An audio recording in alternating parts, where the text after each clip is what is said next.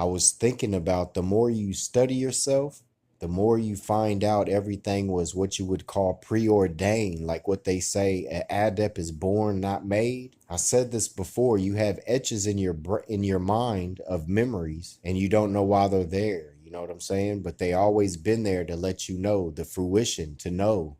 You already had your own prophecies. I was raised near the territory where Muhammad Ali was raised. So I always heard of Muhammad Ali. Ali hit my ears when I was a child. And I always knew about Cassius Clay, him saying that wasn't his name or namen. That was his slave name, as they would call it. Or as Noble Drew Ali said, he said, don't throw away the slave name.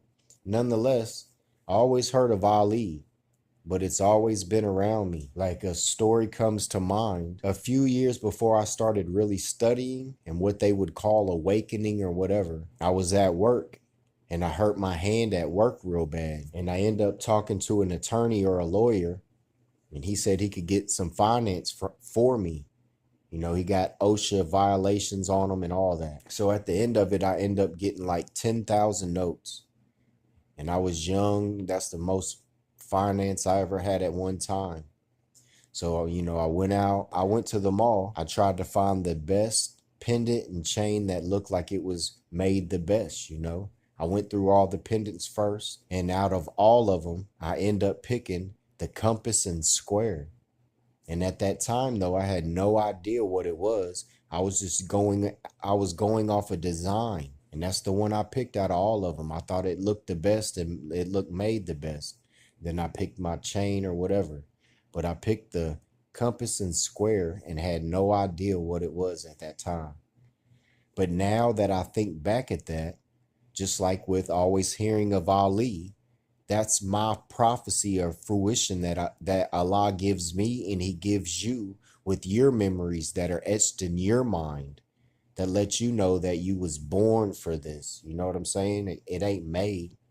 You're born to do this. You breathe this. From the moment I wake up, I'm thinking of something that's pertaining to me unfolding and understanding not only myself, but my surroundings and the whole paradigm in unity and harmony with itself. From the moment that I'm aware to the moment I fall asleep. And it is very hard sometimes for me to go to sleep because my mind has to wind down because of all the wires that I'm connecting, that Noble Drew Ali told that he was going to connect every frayed wire. And those frayed wires are within not only our minds, but just the connection of everything it one with Allah. But getting back to the fruition, when you think back in your memories, I just got a ringing in my right ear. I picked the compass and square. Then I ended up getting another job or whatever, Job. And then all of the melanated brothers, the Asiatics, would walk up to me and they kept asking if they could join, but I didn't really understand what they was talking about. So even before I started studying and unfolding into perfection, I've always was doing this, you know what I'm saying? Just like when I was little, back in the days, they went door to door selling encyclopedia sets.